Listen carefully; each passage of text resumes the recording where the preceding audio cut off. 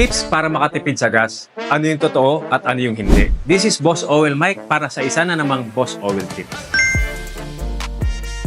Laging tumataas ang gasolina. Pero lagi naman may nagsasabing, May paraan para makatipid. pero totoo ba lahat ng sinasabi niya?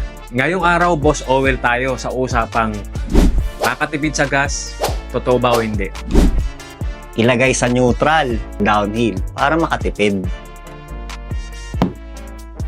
Ang modernong EFI o Electronic Fuel Injection Engines, nakaprogram na yan para mag-cut ng fuel habang naka-gear at nakabitaw ka sa throttle. At kahit naka-neutral ka, automatic yan may pumapasok na gasolina. Minsan delikado pa sa preno pag naka-downhill ka at naka-neutral. Isang tip, bitawan mo yung throttle habang naka-gear ka, automatic yan magtitipid ka sa gas. Laging magpa-full tank para makatipid.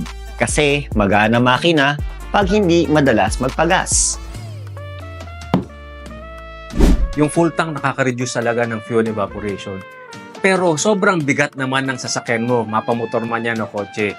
Mas maraming fuel, mas puno yung tangke mo, mas mabigat ang sasakyan mo, mas kakain ng maraming konsumo.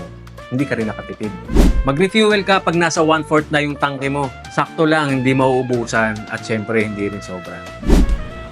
Mas tipid kung magpapainit ka ng makina ng 5 minuto hanggang 10 minuto bago ka bumiyahe.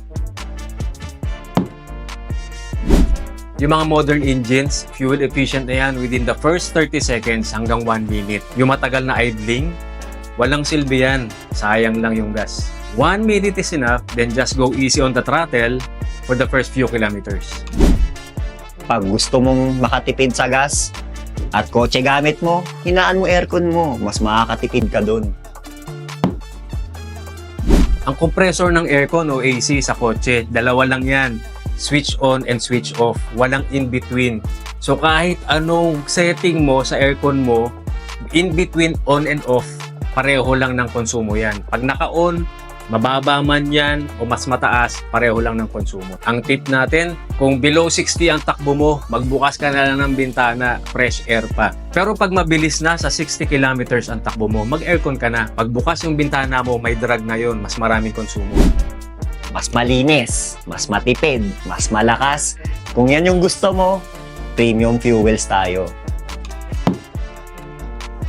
Kung ang makina or engine mo nakadesign for 87 to 91 octane, walang mapapalayan kahit lagyan mo yan ng 95 octane pataas. Hindi ka nakatipid, nakagastos ka lang. Sundin ang recommended octane sa manual mo, basahin mo yung manual mo, yan ang tunay na tipid. Hindi lahat ng tipid tips totoo. Minsan akala mo nakakatipid ka pero yung pala yung umuubos at kumukonsumo ng pera mo. Kaya pagdating sa tipid, Boss Oil lang dapat. Pag platinum ang gamit, ikaw ang boss.